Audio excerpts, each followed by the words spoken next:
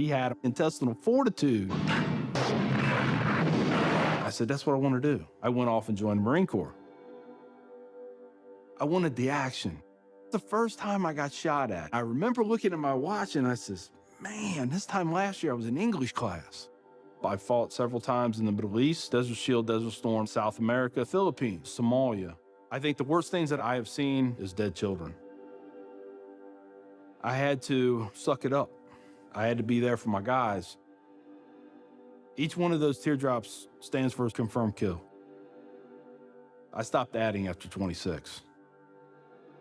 Where I was taught, Marine Corps, just own it and then let it go. But there comes a time when there's too much of that and you can't turn it off anymore. I want you to give me a window into your state of mind at that time.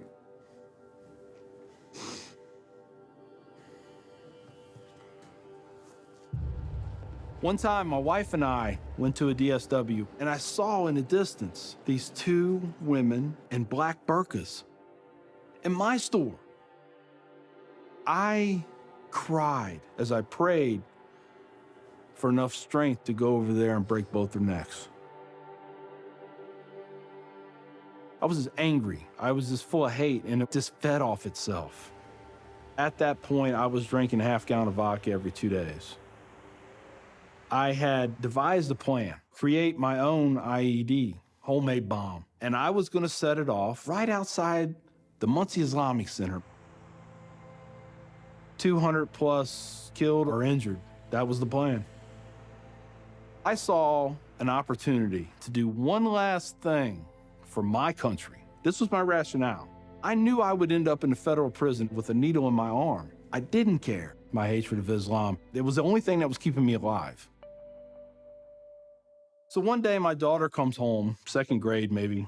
She was telling me about this little boy who sat across from her. His mom came to get him. She said she had scarves on her and she had a dress all the way down to her feet and you couldn't see her on nothing but her eyeballs. At that point, I snapped, started spewing things out of my mouth that should never be said in front of children or anything. She didn't say anything. It was the look on her face. I remember my daughter looking at me like I was absolutely the craziest person on the face of the earth. She was my little buddy. Yeah, she used to say we were road dogs. I know I saw it in her eyes. I made her question that love. And that's when a light bulb came on. I decided to give the people of this community one more chance. So I went to the Islamic Center, see a gentleman in the shoe room taking off his shoes. He looks at me and he smiles. He said, "Can I help you?" And I said, "Yeah, I want you to teach me about Islam." So he went and he gave me a Quran. Read this, come back when you have questions. So I did. And I would see things in the book. I'd be like, there it is. I got them right there. Explain that to me. And they would. This was a kind of awakening. Long story short, 8 weeks after that first day I stepped into the Islamic Center, I became a Muslim.